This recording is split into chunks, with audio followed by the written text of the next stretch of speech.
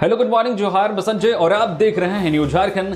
समय हो चला है झारखंड की खबरों को जानने का, उनसे अपडेट होने का। तो चलिए जानते हैं झारखंड की आज की 25 मुख्य बड़ी खबरों को। उससे पहले अगर आप लोग न्यूज झारखंड चैनल पे नए हैं तो प्लीज चैनल को सब्सक्राइब करके बेल आइकन प्रेस कर दीजिए, जिससे आप तक झारखंड की हर एक छोटी बड़ी खबर का अपडेट आप तक पहुंचता रहे। तो चलिए शुरुआत करते हैं आज की पहली और महत्वपूर्ण बड़ी खबर से।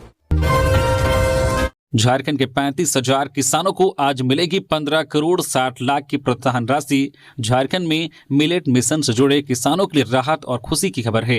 राज्य सरकार आज 12 दिसंबर को मोटे अनाज की खेती करने वाले लगभग 35,000 किसानों के बैंक खातों में डीबीटी के माध्यम से 15 करोड़ 60 लाख रुपए की राशि हस्तांतरित करेगी। यह राशि 52,000 एकड़ भूमि पर की जा रही मोटे अनाज की खेती की एवज में दी जाने वाली प्रोत्साहन सहायता है। विभाग ने मिलेट मिशन को बढ़ावा देने के उद्देश्य से किसानों को प्रति एकड़ 3,000 रुपए की प्रोत्साहन राशि उपलब्ध कराने का प्रावधान किया है। सरकार का कहना है कि मिलेट मिशन का मुख्य उद्देश्य किसानों की आय बढ़ाना, पोषक आहार को बढ़ावा देना, खाद्य सुरक्षा सुनिश्चित करना और ग्रामीण क्षेत्रों में रोजगार के अवसर सृजित करना है। विभाग ने स्पष्ट किया है कि किसानों के हित में किए जा रहे कार्य सिर्फ घोषणाओं तक सीमित नहीं है, बल्कि जमीन पर तेजी से लागू भी किए जा रहे हैं। रोजगार पर कोर्ट का हवाला देकर केवल गोल मटोल बातें न करे सरकार। जयराम महतो। विधानसभा के शीतकालीन सत्र के अंतिम दिन गुरुवार को झारखंड लोकतांत्रिक क्रांतिकारी मोर्चा जेएलकेएम के विधायक जयराम महतो ने सदन में झारखंड में 2,87,000 रिक्त पदों की नियुक्ति प्रक्रिया कब तक पूरा होगी, इससे संबंधित सवाल उठाया। गैर संकल्प के तहत उठाए गए इस मुद्दे पर जयराम ने कहा कि वे हर बार सदन में सवाल उठाते हैं, लेकिन बार बार विभागीय जवाब में मामला विचाराधीन है या प्रक्रियाधीन है बताकर मामले को टाल दिया जाता है।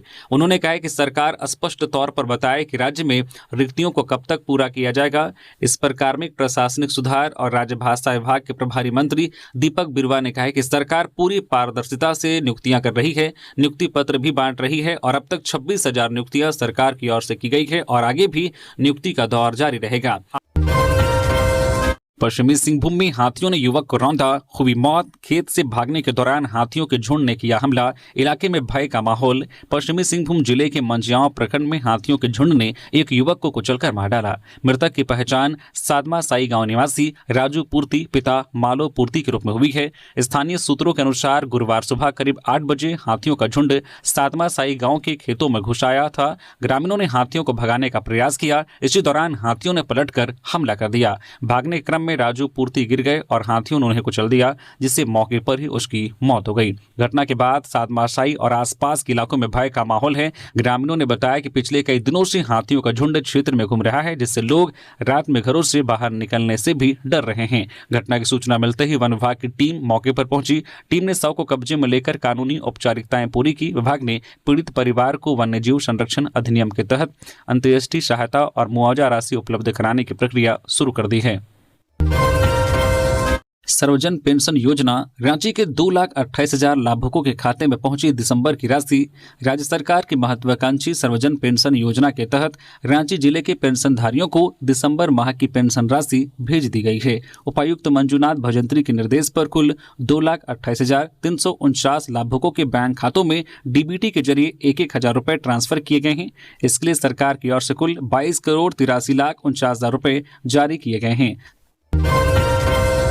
गिरिडीह में मछली पकड़ने के शॉर्टकट ने ली 22 वर्षीय युवक की जान। करंट से मछली पकड़ने का कर रहा था प्रयास। गिरिडीह के बिरनी प्रखंड क्षेत्र के भरकट्टा बाजार में एक दर्दनाक हादसा हुआ, जिसमें 22 वर्षीय युवक सोनू साव की मौत हो गई। सोनू साव पिता महेंद्र साव मछली मारने नदी गया था। वह अपने साथ जनरेटर इन्वर्टर बैटरी ले गया था, जिसके जरिए करंट छोड़कर मछली पकड़ने का प्रयास कर रहा था। इसी दौरान अचानक इन्वर्टर के करंट की चपेट में आने से वह गंभीर रूप से झुलस गया। घटना के बाद स्थानीय लोगों ने तुरंत उसे गिरिडीह के एक निजी अस्पताल में भर्ती कराया, जहां चिकित्सकों ने गंभीर स्थिति बताते हुए उसे रेफर कर दिया। परिजन सोनू को घर ले गए और दोबारा किसी अन्य अस्पताल ले जाने की तैयारी कर रहे थे कि रास्ते में ही सोनू ने दम तोड़ दिया। सोनू की मौत से परिवार में मातम छा गया है। बताया जाता है कि उसके पिता का साया पहले ही उठ चुका था और घर में अब सिर्फ उसकी मां ही रह गई है। राज्य सरकार FRGF के तहत 16,000 करोड़ लेगी ऋण। शीतकालीन सत्र के समापन के बाद बोले वित्त मंत्री, झारखंड विधानसभा का शीतकालीन सत्र कई मायनों में अहम रहा। 5 दिसंबर से 11 दिसंबर तक चले इस सत्र में सत्ता पक्ष और विपक्ष कई मुद्दों पर आमने सामने होता दिखा। विपक्ष सरकार को छात्रों की लंबित छात्रवृत्ति, धान के MSP दर घोषणा अनुरूप बढ़ाने, विधि व्यवस्था जैसे मुद्दों पर घेरने में जुटी रही। हालांकि सत्तारूढ़ दल के नेता सदन के अंदर और बाहर जवाब देते दिखे। शीतकालीन सत्र के समापन के बाद मुख्यमंत्री हेमंत सोरेन ने कहा है कि विपक्ष अपनी भूमिका में व्यस्त है और सत्ता पक्ष अपने कामों को धरातल पर उतारने में पूरी तरह जुटा हुआ है। ऐसे में यह सत्र कई मायनों में महत्वपूर्ण रहा। इधर स्पीकर रविंद्रनाथ महतो ने बताया कि सत्र में कुल 301 प्रश्न स्वीकार हुए, जिसमें 121 अल्पसूचित, 148 तारांकित और 32 अतारांकित थे। इनमें से अधिकांश प्रश्नों के उत्तर विभागों से प्राप्त हो गए हैं। उन्होंने विपक्ष के आरोप को खारिज करते हुए कहा कि राज्य के पास पैसे की कोई कमी नहीं है और राजस्व संग्रह और खर्च सभी सामान्य स्थिति में हैं। उन्होंने कहा कि GDP हमारा ठीक है, इसके तहत हम 3% तक ऋण ले सकते हैं, जिसमें हम उसमें कम हैं। इसके तहत हम लोगों ने निर्णय लिया है कि 0.8% यानी कि 16,000 करोड़ ऋण ले सकते हैं, उससे हम लोग लेंगे। झारखंड पात्रता परीक्षा करेक्शन विंडो 17 दिसंबर तक खुला रहेगा। झारखंड लोक सेवा आयोग द्वारा झारखंड पात्रता परीक्षा JET के आयोजन की प्रक्रिया जारी है। आयोग ने ऑनलाइन आवेदन में सुधार करेक्शन के लिए निर्धारित समयावधि बढ़ा दी है। अब करेक्शन विंडो 11 दिसंबर से 17 दिसंबर तक खुली रहेगी। पहले यह विंडो 3 दिसंबर से 5 दिसंबर तक ही निर्धारित थी। तिथि बढ़ने से उन आवेदकों को राहत मिली है जो निर्धारित समय में अपने आवेदन में सुधार नहीं कर सके थे। CM हेमंत तक पहुंची असम में बसे झारखंडी आदिवासी परिवारों की पीड़ा, भेजा जाएगा सरकारी प्रतिनिधिमंडल। झारखंड विधानसभा में गुरुवार को मुख्यमंत्री हेमंत सोरेन से आदिवासी समन्वय समिति भारत असम के प्रतिनिधिमंडल ने मुलाकात की। प्रतिनिधियों ने मुख्यमंत्री को असम में रह रहे आदिवासी समुदाय की वर्तमान स्थिति और वहां उन्हें झेलने पड़ रही समस्याओं से अवगत कराया। प्रतिनिधिमंडल ने बताया कि असम सरकार की लगातार उपेक्षा के कारण चाय बागान क्षेत्रों में रहने वाले आदिवासी परिवार सामाजिक, आर्थिक और शैक्षणिक स्तर पर तेजी से पीछे होते जा रहे हैं। उन्होंने कहा कि झारखंड से ले जाए गए इन परिवारों के साथ आज भी दोयम दर्जे का व्यवहार किया जाता है। मुख्यमंत्री हेमंत सोरेन ने सभी मुद्दों को गंभीरता से सुनते हुए कहा कि झारखंड सरकार असम में बसे आदिवासी समुदाय के अधिकार, पहचान और सांस्कृतिक विरासत की रक्षा के लिए हर संभव पहल करेगी। उन्होंने भरोसा दिलाया है कि राज्य सरकार जल्द ही एक आधिकारिक प्रतिनिधिमंडल असम भेजेगी जो वहां के हालात का आकलन करेगा। मुख्यमंत्री ने यह भी भरोसा दिलाया है कि असम के चाय बागानों में काम कर रहे आदिवासी परिवारों को ST का दर्जा दिलाने की दिशा में झारखंड सरकार लगातार प्रयासरत है। साथ ही दैनिक वेतन बढ़ाने और भूमि से जुड़े विवादों को हल करने में भी सक्रिय भूमिका निभाने की बात कही। विधायक जगत मांझी ने विधानसभा में उठाया वन पट्टाधारियों का जाति प्रमाण पत्र नहीं बनने का मामला। गोइलकेरा मनोहरपुर के झामो विधायक जगत मांझी ने गुरुवार को विधानसभा के शीतकालीन सत्र के दौरान सदन में वन पट्टाधारियों का जाति प्रमाण पत्र निर्गत नहीं होने का मामला उठाया। इस पर विभागीय मंत्री दीपक बिरुवा ने अपने जवाब में कहा है कि इस मामले में अगले बजट सत्र से पहले ठोस निर्णय लिया जाएगा।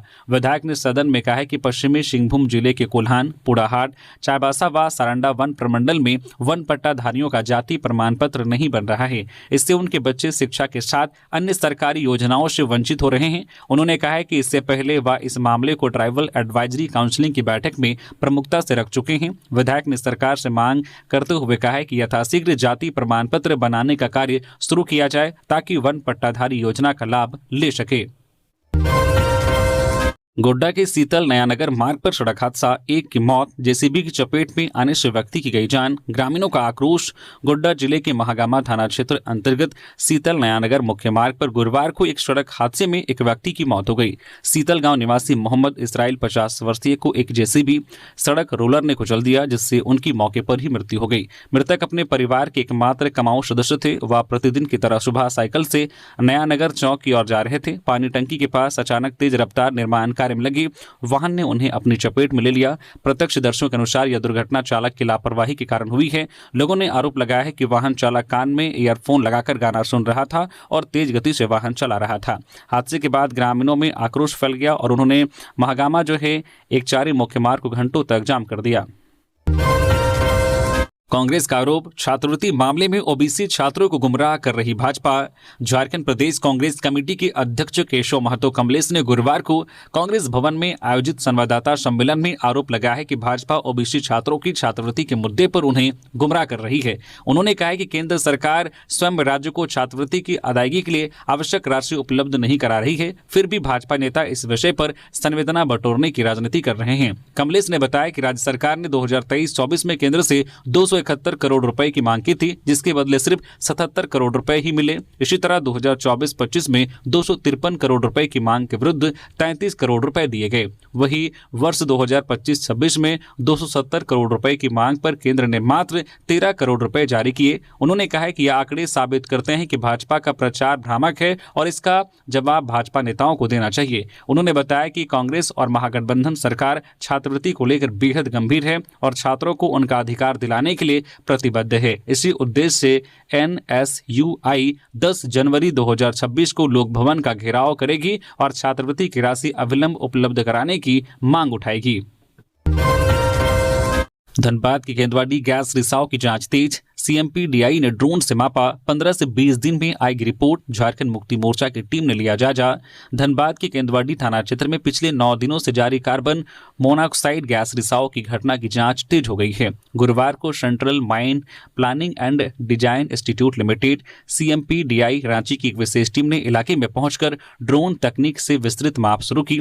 इस बीच झारखंड मुक्ति मोर्चा JMM की केंद्रीय टीम ने भी प्रभावित क्षेत्र का जायजा लिया। वही CMPDI टीम का नेतृत्व जियोलॉजी मैनेजर भुवनेश्वर कुमार गुप्ता कर रहे हैं। भुवनेश्वर गुप्ता ने बताया कि ड्रोन से 2 तरह के महत्वपूर्ण डेटा जुटाए जा रहे हैं। पहला, इलाके के तापमान का विश्लेषण किया जा रहा है ताकि सामान्य से अधिक तापमान वाले स्थानों की पहचान हो सके। वर्तमान में अधिकतम तापमान 22 से 25 डिग्री सेल्सियस है। अधिक तापमान गैस रिसाव या भूगतिविधि की संरचना को बढ़ाता है।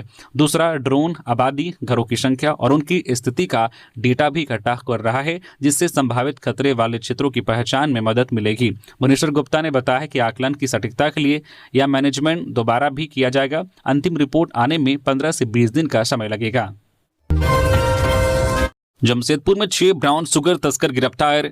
2 थाना क्षेत्रों में छापेमारी, 60 पुड़िया ड्रग्स बरामद। 3 का रहा है आपराधिक इतिहास। जमशेदपुर पुलिस ने नशा माफियाओं के खिलाफ बड़ी कार्रवाई करते हुए 2 अलग अलग थाना क्षेत्रों मानगो और सीताराम डेरा से कुल 6 ब्राउन शुगर तस्करों को गिरफ्तार किया है। पुलिस ने इनके पास से 60 पुड़िया ब्राउन शुगर बरामद की है। DSP हेडक्वार्टर 1 भोला प्रसाद ने बताया है कि पुलिस को लगातार शहर में ब्राउन शुगर की सप्लाई करने की सूचनाएं मिल रही थी।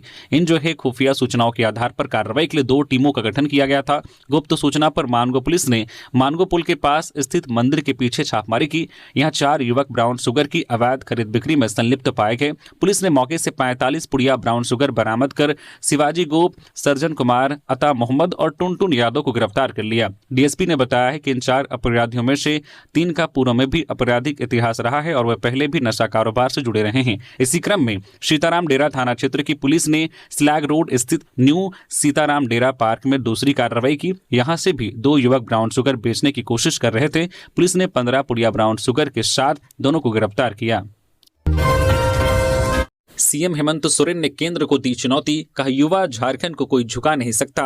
विधानसभा के शीतकालीन सत्र के अंतिम दिन मुख्यमंत्री हेमंत सोरेन ने सदन को संबोधित करते हुए कहा कि यह 25 साल का युवा झारखंड है, इससे ना कोई डरा सकता है और ना कोई झुका सकता है। मुख्यमंत्री ने सदन में विपक्ष खेमा खाली रहने पर तंज कसा है और कहा है कि इन्हें तो सरकार को आईना दिखाना चाहिए था, लेकिन इनके मुद्दे समाप्त हो चुके हैं। राज्य सरकार ने लंबी लकीर खींची है। यह राज्य सर्वांगीण विकास के पद पर तेजी से आगे बढ़ रहा है। यह युवा राज्य ऊर्जा से लीवरेज है और अपनी जिम्मेदार भावना संस्कृति के साथ आगे बढ़ रहा है। विपक्ष के पास ना सवाल, ना संवेदना और ना मुद्दा और ना तर्क है। यह खुद गिरते आ रहे हैं। सदन में मुख्यमंत्री का आधे घंटे का संबोधन हुआ। इसमें उन्होंने सर्वाधिक हमला केंद्र की नीतियों पर बोला। मुख्यमंत्री ने कहा कि गैर केंद्र शासित राज्यों के साथ केंद्र का सौतेला व्यवहार सर्वविदित है। यह कोई नई बात नहीं है। पहले इन्हें अपने गिरेबान में झांकने की जरूरत है। राज्य के होनहार बच्चों के लिए सरकार दिन रात मेहनत कर रही है। उनके हक व अधिकार के लिए लगातार प्रयास किया जा रहा है। पूर्व की सरकार स्कूल बंद कर रही थी और हम बच्चों की शिक्षा और उनके भविष्य को आगे बढ़ा रहे हैं।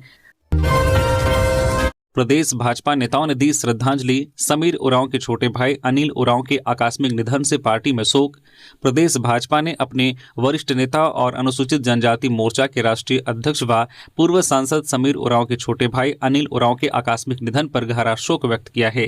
प्रदेश भाजपा अध्यक्ष एवं नेता प्रतिपक्ष बाबूलाल मरांडी, कार्यकारी अध्यक्ष और सांसद आदित्य साहू, क्षेत्रीय संगठन महामंत्री नागेंद्र त्रिपाठी, प्रदेश महामंत्री एवं सांसद डॉक्टर प्रदीप वर्मा, मनोज कुमार सिंह सहित कई नेताओं ने दिवंगत आत्मा की शांति के लिए प्रार्थना की और शोकाकुल परिवार के प्रति संवेदना व्यक्त की है। घटना की जानकारी मिलते ही प्रदेश संगठन महामंत्री कर्मवीर सिंह समीर उरांव के पैतृक गांव पहुंचे। उन्होंने अंत्येष्टि कार्यक्रम में शामिल होकर अनिल उरांव को अंतिम विदाई दी और ईश्वर से उनकी आत्मा की शांति के लिए कामना की। कर्मवीर सिंह ने परिजनों को सांत्वना देते हुए कहा कि इस कठिन घड़ी में पूरी पार्टी उनके साथ खड़ी है। छात्रवृत्ति अटकने के लिए राज्य सरकार है जिम्मेवार। नेता प्रतिपक्ष बाबूलाल मरांडी ने 2022 के गाइडलाइन का दिया हवाला। झारखंड विधानसभा के शीतकालीन सत्र के अंतिम दिन प्रश्नकाल की कार्यवाही शुरू होते ही नेता प्रतिपक्ष बाबूलाल मरांडी ने सूचना के तहत सत्ता पक्ष को कुछ सुझाव दिए। उन्होंने कहा है कि बार बार सत्ता पक्ष की ओर से सुझाव आते हैं कि केंद्र से जुड़े मामलों में भुगतान के लिए भाजपा के विधायक सहयोग करे। लिहाजा पड़ताल में पता चला है कि छात्रवृत्ति का मामला तो कुछ और ही है। हालांकि इस सुझाव पर विभागीय मंत्री की ओर से सदन में कोई जवाब नहीं आया। नेता प्रतिपक्ष ने कहा कि बच्चों की छात्रवृत्ति से जुड़ा मामला बेहद गंभीर है। दरअसल केंद्र से एक गाइडलाइन के आधार पर ग्रांट मिलता है, लेकिन इस मामले में राज्य सरकार ने ही खुद 2022 में पूर्व के गाइडलाइन की जगह नया गाइडलाइन बना लिया है। इसकी वजह से एसटी, एससी, ओबीसी छात्रों को छात्रवृत्ति नहीं मिल रही है। लिहाजा पहले राज्य सरकार को अपनी गड़बड़ी सुधारनी होगी। उन्होंने कहा कि संसदीय कार्य मंत्री और कल्याण मंत्री को अपने पदाधिकारियों को लेकर दिल्ली जाना चाहिए, क्योंकि राज्य सरकार की गाइडलाइन की वजह से सभी कैटेगरी के छात्रों को अलग अलग छात्रवृत्ति मिलती है। इसको ठीक करने के लिए केंद्र के अधिकारियों के साथ बैठना पड़ेगा। बिहार शरीफ में गुमला के भरनों के एक प्रवासी मजदूर की नहर में डूबने से मौत। भरनों प्रखंड मुख्यालय स्थित पोखरा टोली निवासी बंदे उरांव 34 वर्षीय की मौत बिहार के नालंदा जिले अंतर्गत बिहार शरीफ में नहर में डूबने से हो गई। बीते बुधवार रात को मजदूर का शव एम्बुलेंस में उसका गांव पहुंचा। प्राप्त जानकारी के अनुसार बंदे उरांव विगत अगस्त माह में बिहार के नालंदा जिला के बिहार शरीफ के बालाजी नामक ईंट भट्टा में मजदूरी करने गया था। उसके साथ गांव के भी अन्य मजदूर काम करने गए थे। उसके साथियों ने बताया कि बंदे उरांव बीते 4 दिन से ईंट भट्टा से गायब था। उसकी काफ़ी खोजबीन की जा रही थी, पर उसका कुछ पता नहीं चल रहा था। बीते बुधवार को ईंट भट्टा के नजदीक स्थित नहर में उसका शव देखा गया। स्थानीय पुलिस ने शव को बरामद किया और शव का पोस्टमार्टम कराने के बाद ईंट भट्टा संचालक के सहयोग से शव को एम्बुलेंस की व्यवस्था कर एक मजदूर के साथ उसका गांव भिजवाया गया। इधर गांव पहुंचने पर परिजनों का रो रो कर बुरा हाल है। मौके पर स्थानीय जनप्रतिनिधियों ने जो बैठक कर मामले की जानकारी ली और ईंट भट्टा मालिक से दूरभाषा पर परिजनों को आर्थिक सहयोग करने की मांग रखी। भट्टा मालिक ने अंतिम संस्कार के लिए 10,000 रुपये भेजा है और प्रशासन से मुआवजा दिलाने का आश्वासन दिया है। जेल में बंद विनय सिंह से 2 दिन पूछताछ करेगी एसीबी। शराब घोटाला मामले की जांच कर रही राज्य सरकार की एजेंसी एसीबी जेल में बंद विनय सिंह से पूछताछ करेगी। रांची एसीबी कोर्ट ने इसकी अनुमति दे दी है। कोर्ट से अनुमति मिलने के बाद एसीबी की टीम लोकनायक जयप्रकाश नारायण केंद्रीय कारागार हजारीबाग में विनय सिंह से पूछताछ करेगी। एसीबी की ओर से गुरुवार को कोर्ट में आवेदन देकर यह अनुमति मांगी गई थी कि भ्रष्टाचार के अलग अलग मामलों में जेल में बंद विनय सिंह से 3 दिन पूछताछ करने की अनुमति दी जाए, लेकिन कोर्ट ने 2 दिनों की अनुमति दी है। विनय सिंह से एसीबी अगले सप्ताह के मंगलवार और बुधवार को पूछताछ करेगी।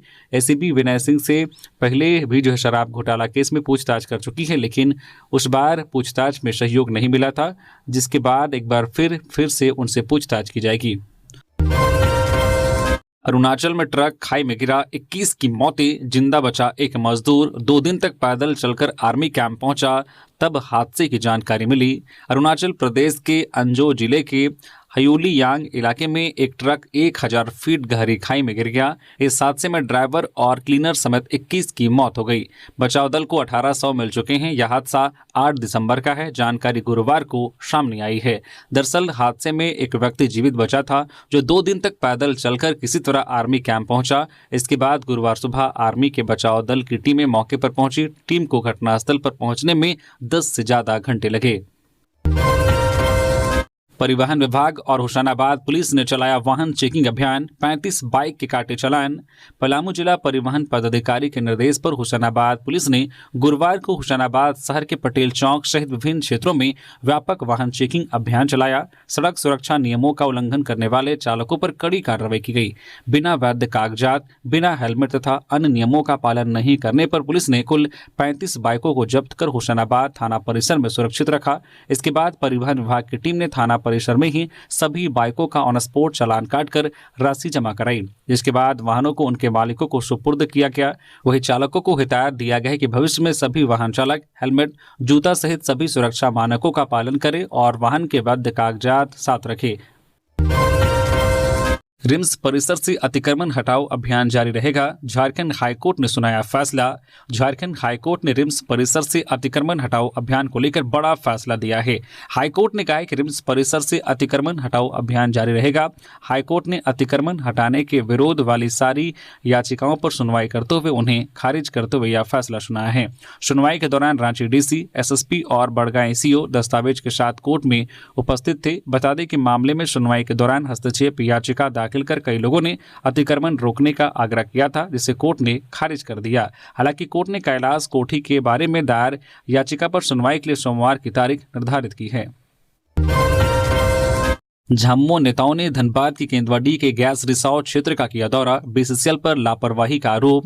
धनबाद जिले की केंदवाडी में गैस रिसाव की भयावह स्थिति को देखते हुए झामुमो शीर्ष नेतृत्व के निर्देश पर पार्टी की केंद्रीय समिति के नेताओं ने गुरुवार को प्रभावित इलाकों का दौरा किया। दौरे में झामुमो जिला अध्यक्ष लकी सोरेन, उपाध्यक्ष मुकेश सिंह, केंद्रीय समिति सदस्य डॉक्टर नीलम मिश्रा व जिला कमेटी के अन्य पदाधिकारी शामिल थे। समिति के सदस्यों ने सबसे पहले केंदवाडी थाना प्रभारी से मुलाकात कर विस्तृत जानकारी ली। इसके बाद टीम गैस प्रभावित इलाकों में पहुंची।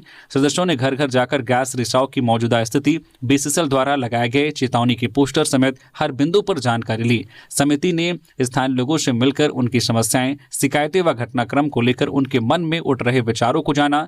केंद्रीय समिति सदस्य डॉक्टर नीलम मिश्रा ने मीडिया से बातचीत में कहा कि प्रभावित इलाकों में गैस रिसाव का उतार चढ़ाव लगातार जारी है। स्थिति अब भी चिंताजनक बनी हुई है। उन्होंने बीसीसीएल पर गंभीर आरोप लगाते हुए कहा है कि गैस रिसाव को रोकने की तकनीकी पहल पर पर्याप्त ध्यान नहीं दिया जा रहा है। प्रबंधन स्थानीय लोगों को सिर्फ विस्थापित करने पर जोर दे रहा है, जो सरासर अन्यायपूर्ण है। साजिश के तहत लोगों को हटाने की कोशिश की जा रही है। 8वीं, 9वीं और 11वीं के परीक्षा फॉर्म ऑनलाइन भरे जाएंगे। झारखंड एकेडमिक काउंसिल ने 8वीं, 9वीं और 11वीं की 2026 की परीक्षा के लिए ऑनलाइन आवेदन भरने की प्रक्रिया शुरू कर दी है। हालांकि विधिवत रूप से जैक जल्द आवेदन लेगा, लेकिन तब तक स्कूल अपने स्तर से छात्र छात्राओं का आवेदन भर सकेंगे। जैक ने स्पष्ट किया है कि कक्षा 8, 9 और 11वीं की परीक्षा 2026 के लिए पंजीयन आवेदन प्रपत्र ऑनलाइन स्वीकार करने की कार्रवाई निकट भविष्य में यथाशीघ्र प्रारंभ की जाएगी। ऐसा देखा गया है कि पोर्टल प्रारंभ होने के बाद छात्रों से पंजीयन परीक्षा आवेदन प्रपत्र भराया जाता है और भरा हुआ आवेदन प्रपत्र छात्रों से प्राप्त करने में विलंब होता है। विलंब होने की स्थिति में संस्थान की ओर से काफी हड़बड़ी में पोर्टल पर आवेदन प्रपत्र भरा जाता है। इससे कई त्रुटियां सामने आती है और आवेदन प्रपत्र भरने से छूटने की भी समस्या देखी गई है। इन्हीं सभी कारणों से छात्र हित में परिषद द्वारा पंजीयन आवेदन प्रपत्र स्वीकार करने से संबंधित पोर्टल प्रारंभ करने के पूर्व पंजीयन सह परीक्षा आवेदन प्रपत्र परिषद के पोर्टल पर अपलोड किया जा रहा है, ताकि ससमय भरा हुआ परीक्षा आवेदन प्रपत्र छात्रों से प्राप्त कर छात्र से संबंधित संस्थान स्तर पर उपलब्ध डाटा से इसका मिलान किया जा सके। धनबाद से चलने वाली कई स्पेशल ट्रेनें होंगी स्थायी, रेल मंत्री ने दी सहमति।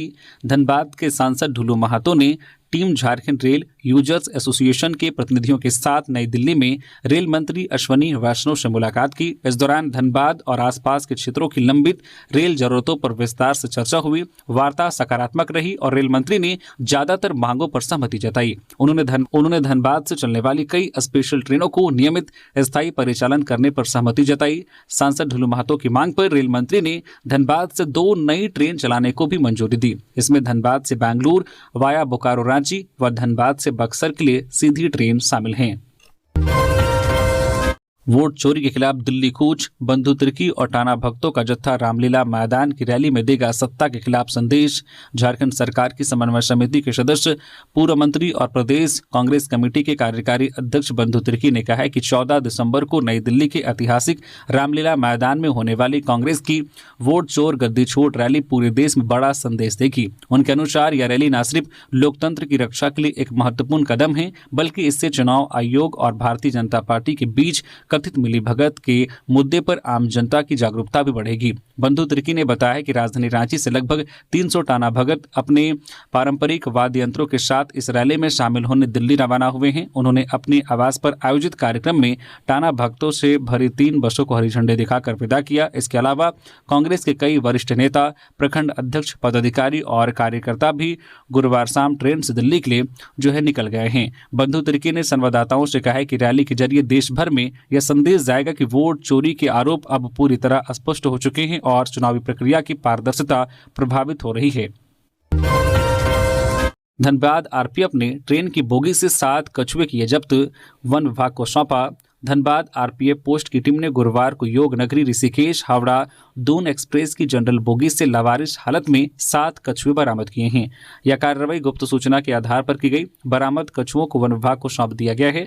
आरपीएफ के अधिकारियों ने बताया कि कछुओं की तस्करी गंभीर अपराध है। इस मामले में अज्ञात व्यक्ति के खिलाफ वन्यजीव संरक्षण अधिनियम के तहत मामला दर्ज किया गया है। रांची पुलिस को सफलता, ब्राउन शुगर रैकेट का भांडाफोड़, 5,82,000 रुपए नगद समेत 4 गिरफ्तार। रांची पुलिस ने नशीले पदार्थों के कारोबार के खिलाफ बड़ी कार्रवाई करते हुए सुखदेवनगर थाना क्षेत्र से ब्राउन शुगर के एक अंतर्राज्यीय रैकेट का भांडाफोड़ किया है। एसएसपी राकेश रंजन को मिली गुप्त सूचना के आधार पर कोतवाली डीएसपी के नेतृत्व में पुलिस की टीम ने कार्रवाई करते हुए सुखदेवनगर थाना सेंट्रल बैंक गली स्थित अखिल मेमोरियल मार्ग से 4 लोगों को गिरफ्तार किया है, जिनमें अनिकेत और सीनू, अमित कुमार, सोनी और सोनू कुमार और अनिशा कुमारी। इनके पास से 5,82,000 रुपए और 33.18 ग्राम ब्राउन शुगर, जिसकी बाजार मूल्य 6,60,000 रुपए है। साथ ही एक महिंद्रा स्कॉर्पियो और एक स्कूटी बरामद की गई है। एसएसपी को 10 दिसंबर की रात गुप्त सूचना मिली थी कि सुखदेवनगर थाना क्षेत्र में ब्राउन शुगर की खरीद बिक्री हो रही है। इस महत्वपूर्ण सूचना पर त्वरित कार्रवाई करते हुए कोतवाली डीएसपी के नेतृत्व में एक विशेष छापामारी टीम का गठन किया गया, जिसके बाद यह कार्रवाई की गई है। इंडिगो की ओर से राहत, रद्द फ्लाइट्स का रिफंड जारी, गंभीर रूप से प्रभावित यात्रियों को अतिरिक्त मुआवजा। देश की सबसे बड़ी एयरलाइन कंपनी इंडिगो ने दिसंबर के शुरुआती सप्ताह में हुई भारी उड़ान अव्यवस्था के बाद प्रभावित यात्रियों के लिए मुआवजा देने की घोषणा की है। 3, 4 और 5 दिसंबर को उड़ानें देरी से चलने या अचानक रद्द होने के कारण यात्रियों को भारी परेशानी उठानी पड़ी थी। कई एयरपोर्ट पर यात्रियों की लंबी कतारें और सूटकेस के ढेर दिखाई दे रहे थे। अब इंडिगो ने उन यात्रियों के लिए वित्तीय राहत की पेशकश की है जो घंटों एयरपोर्ट पर फंसे रह गए थे। एयरलाइन ने सोशल मीडिया प्लेटफॉर्म एक्स पर बताया कि प्रभावित यात्रियों में से वे ग्राहक जो 3 से 5 दिसंबर के बीच कुछ चुनिंदा एयरपोर्ट्स पर लंबे समय तक अराजक स्थिति में फंसे रहे और भीड़ के कारण सीवियरली इंपैक्टेड हुए, उन्हें 10,000 रुपए का ट्रैवल वाउचर प्रदान किया जाएगा। यह वाउचर अगले 12 महीनों तक इंडिगो की किसी भी उड़ान के टिकट के लिए इस्तेमाल किया जा सकता है। कंपनी ने यह भी स्पष्ट किया है कि यह अतिरिक्त मुआवजा सरकार की ओर से तय दिशा निर्देशों से इतर दिया जा रहा है। नियमों के अनुसार जिन यात्रियों की उड़ानें प्रस्थान समय के 24 घंटे के भीतर रद्द हुई, उन्हें 5,000 से 10,000 रुपए का मुआवजा मिलना ही है। इंडिगो ने बताया है कि उड़ानें रद्द होने के बाद सभी आवश्यक रिफंड प्रक्रिया शुरू कर दी गई है। कंपनी के अनुसार ज्यादातर रिफंड यात्रियों के खातों में पहुंच चुके हैं और जो शेष हैं वो जल्द भेज दिए जाएंगे। धनबाद के बरटांड बस स्टैंड रूट से हटा अतिक्रमण, जाम से मिली राहत। धनबाद के बरटांड बस स्टैंड के समीप सड़क पर अतिक्रमण से रोज भारी जाम लगता है। सड़क पर अवैध दुकानों, ठेलों व बेवजह खड़े वाहनों के कारण यातायात पूरी तरह से बाधित रहता है। इसे देखते हुए नगर निगम व ट्रैफिक पुलिस की टीम ने गुरुवार सुबह से उस रोड में अतिक्रमण हटाओ अभियान चलाया। पूरे क्षेत्र से अवैध दुकानों व ठेलों को हटा दिया गया है। सड़क किनारे लगाए गए शेड व अतिक्रमण ढांचों को तोड़ दिया गया है। वही गलत तरीके से खड़े वाहनों को टीम ने जब्त कर लिया है। टीम ने सड़क पर सब्जी बेचने वालों व ठेला संचालकों को सख्त हिदायत दी है कि सड़क पर दुकान लगाने पर जुर्माना लगेगा। दोबारा अतिक्रमण पाए जाने पर सामान जब्त करने के साथ ही कानूनी कार्रवाई भी की जाएगी। अतिक्रमण हटाने के बाद लोगों को राहत मिली है। कैलाश यादव बोले, गंभीर बीमारियों के इलाज के लिए सत्ता पक्ष विपक्ष मिलकर करे ठोस पहल। प्रदेश राजद प्रवक्ता कैलाश यादव ने कांग्रेस विधायक दल के नेता प्रदीप यादव को विधानसभा सत्र में थैलेसीमिया पीड़ित बच्चों के बेहतर इलाज से जुड़ा सवाल उठाने के लिए साधुवाद व शुभकामनाएं दी हैं। उन्होंने कहा है कि प्रदीप यादव ने न सिर्फ वादा निभाया बल्कि इस गंभीर बीमारी पर सरकार का ध्यान भी केंद्रित कराया है। कैलाश यादव ने बताया है कि हाल ही में लहू बोलेगा कि बैनर तले विधायक क्लब में आयोजित कार्यक्रम में प्रदीप यादव मुख्य अतिथि थे और वह श्रम राजद की ओर से विशिष्ट अतिथि के रूप में उपस्थित थे। कार्यक्रम के दौरान ही प्रदीप यादव से अनुरोध किया गया था कि राज्य में थैलेसीमिया पीड़ित बच्चों के इलाज की स्थिति पर सरकार का ध्यान आकर्षित कराया जाए। उन्होंने कहा कि थैलेसीमिया एक गंभीर और जन्मजात बीमारी है जो बच्चों, शिशुओं और युवाओं में खून की कमी के कारण जानलेवा साबित होती है। झारखंड के दुरुस्त ग्रामीण इलाकों में प्रदूषित पानी, खराब हवा और सीमित संसाधनों के चलते इसका प्रभाव और अधिक गहरा है। राज्य में थैलेसीमिया पीड़ित बच्चों की संख्या तेजी से बढ़ रही है जो सरकार के लिए चिंता का विषय है। राजद प्रवक्ता ने आगे कहा कि किडनी और कैंसर जैसी गंभीर बीमारियों के इलाज के लिए डायलिसिस और कीमोथेरेपी की उचित और उच्च स्तरीय व्यवस्था सुनिश्चित करने की दिशा में सत्ता पक्ष और विपक्ष दोनों को मिलकर ठोस कदम उठाने चाहिए। देवघर सड़क हादसा, जेएमएम युवा मोर्चा के जिला अध्यक्ष, उनके भाई समेत अन्य पर हत्या का केस दर्ज। देवघर में बीते 9 दिसंबर को हुए सड़क हादसा मामले में जेएमएम युवा मोर्चा के जिला अध्यक्ष राहुल चंद्रवंशी, उसके भाई समेत अन्य के खिलाफ नगर थाने में प्राथमिकी दर्ज कराई गई है। मृतक आलोक कुमार के भाई आशुतोष कुमार ने सभी पर हत्या का केस दर्ज कराया है। बता दें कि 9 दिसंबर की रात लगभग 10:45 पर Alok Kumar modern public school के गेट के बाहर खड़े होकर दरवाजा खुलने का इंतजार कर रहे थे, तभी बेलगाम कार ने उन्हें जोरदार टक्कर मार दी। इस हादसे में आलोक कुमार गंभीर रूप से घायल होकर सड़क पर गिर पड़े। स्थानीय लोगों ने आनन फानन में उन्हें अस्पताल पहुंचाया, जहां डॉक्टरों ने उन्हें मृत घोषित कर दिया। इस मामले में दर्ज बयान के अनुसार घटना में शामिल कार चालक जेएमएम नेता राहुल चंद्रवंशी के परिवार का सदस्य था। आरोपी के रूप में राहुल चंद्रवंशी, उसके भाई, भतीजा सहित अज्ञात व्यक्तियों का नाम दर्ज है। ममता देवी के कथित ऑडियो पर बाबूलाल ने की सीबीआई जांच की मांग। मंत्री ने कहा, पार्टी का मामला झारखंड विधानसभा के शीतकालीन सत्र के अंतिम दिन आरोप प्रत्यारोप और शोर शराबे के बीच चलता रहा। नेता प्रतिपक्ष बाबूलाल मरांडी ने कांग्रेस विधायक ममता देवी के उस कथित ऑडियो का मुद्दा उछालते हुए सदन में हड़कंप मचा दिया, जिसमें ममता देवी ने स्वास्थ्य मंत्री इरफान अंसारी पर नर्सिंग कॉलेज की एनओसी के बदले 5 लाख रुपए मांगने और काम लंबित रखने का आरोप लगाया है। मरांडी ने सदन में कहा है कि उनके पास कथित बातचीत की रिकॉर्डिंग मौजूद है। मामले की गंभीरता को देखते हुए इसकी फॉरेंसिक जांच कराई जाए और जरूरी पड़ने पर सीबीआई से भी जांच कराई जाए। संसदीय कार्य मंत्री राधाकृष्ण किशोर ने विपक्ष के सवालों को खारिज करते हुए कहा है कि यह मुद्दा कांग्रेस पार्टी के भीतर का है और संगठन स्तर पर इसकी जांच की जा रही है। सरकार ने स्पष्ट किया है कि सदन में इस विषय पर चर्चा करना उचित नहीं है। विपक्ष इससे असंतुष्ट रहा और लगातार हंगामा जारी रहा, जिसके चलते सदन की कार्यवाही कुछ देर के लिए रोकनी पड़ी। धनबाद निगम की कार्रवाई पर भड़के फुटपाथ दुकानदार, किया जोरदार प्रदर्शन।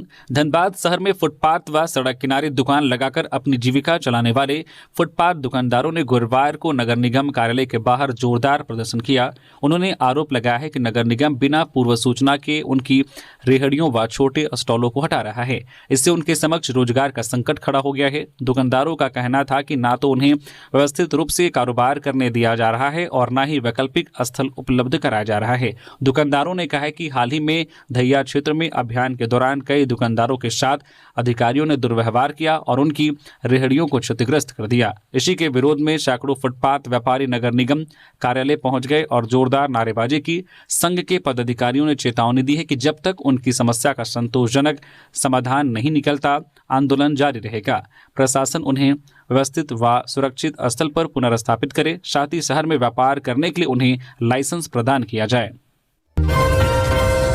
देवघर में टेम्पो चलाने की आड़ में करता था ब्राउन शुगर का धंधा, पुलिस ने किया गिरफ्तार। देवघर जिले के मधुपुर थाने की पुलिस ने नशा कारोबार के खिलाफ कार्रवाई करते हुए एक व्यक्ति को ब्राउन शुगर के साथ गिरफ्तार किया है। गिरफ्तार अरमान बाबू उर्फ लल्लू खलासी मोहल्ला का रहने वाला है। जानकारी के अनुसार अरमान टेम्पो चलाने की आड़ में लंबे समय से नशीले पदार्थों की तस्करी कर रहा था। पुलिस को उनके अवैध कारोबार की गुप्त सूचना मिली थी, जिसके बाद कोर्ट मोड़ के पास छापेमारी कर उसे दबोचा गया। पुलिस ने उनके पास से 8 पुड़िया ब्राउन शुगर, 9,000 रुपए नगद, 2 मोबाइल फोन व उसका टेम्पो जब्त कर लिया है। तो ये थी आज की झारखंड की टॉप बड़ी खबरें। इसी तरह से झारखंड की हर एक छोटी बड़ी खबर देखने के लिए आप हमारे चैनल न्यूज़ झारखंड चैनल को सब्सक्राइब करके बेल आइकन प्रेस कर दीजिए, जिससे आप तक झारखंड की हर एक छोटी बड़ी खबर का अपडेट आप तक पहुंचता रहे। तो अभी के लिए बस इतना ही, हमें दीजिए इजाजत, फिर मिलते हैं किसी और खबरों के साथ। धन्यवाद।